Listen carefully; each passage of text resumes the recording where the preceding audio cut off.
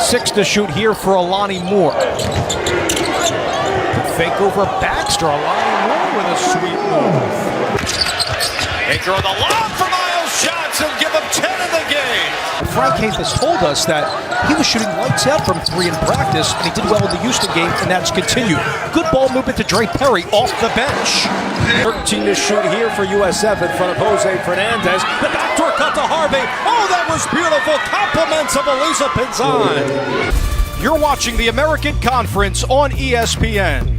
From the Liacouras Center in Philadelphia, it's the second to last regular season game for both schools as the Tulsa Golden Hurricane visit the Temple Owls. As we dive into the American Conference standings, Tulsa has only dropped 4 games in league play and is tied for first with Houston. If they win the last 2 games, they will clinch at least a share of the regular season title. Temple, on the flip side, sits in 8th and is looking to bounce back after 3 straight losses, most recently to USF. Welcome courtside with Rob Kennedy. I'm Dave Leno with Tournament Time on the horizon. Rob, Tulsa looks to continue to solidify their quest to win first place in the American. Meanwhile, for Temple, this was a first 4 team out of the NCAA tournament just a couple games ago, according to Joe Lenardi, our ESPN bracketologist. But, Paul, they lost to Wichita State and they lost to Houston in the last game. However, in their wins this year, Quentin Rose has been shining bright. Well, Quentin Rose can score from anywhere on the floor. Great to have you with us this evening with former Maryland standout and NBA champion Adrian Branch. I'm Dave Leno. Belmont has won 17 of the last 19 games, thanks in part to Dylan Windler's play. He's really bolstered his offensive production this go-around. You know what, Dave? He plays extremely well in the system that they have. He is perpetual motion. Jacksonville State, meanwhile, might not have the potent scorer like Belmont, but Malcolm Drumright is a matchup concern for any opponent. Malcolm Drumright is a person that can get his own offense. That's going to be the key. How do Temple's bigs match up against Georgia's length?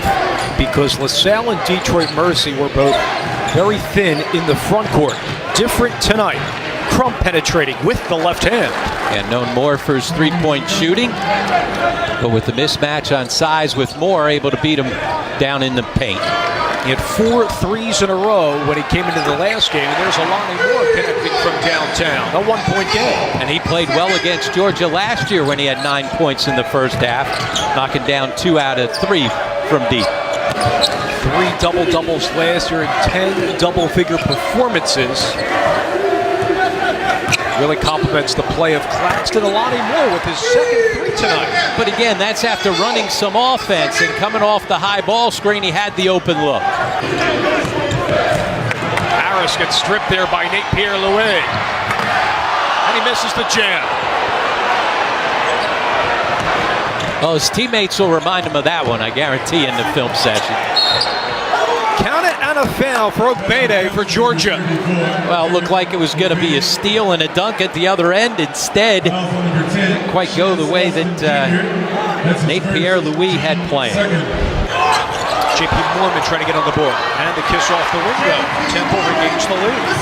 As you said, after throwing a goose egg last time out, gets in the scoring column off the nice pump fake to get the defender in the air.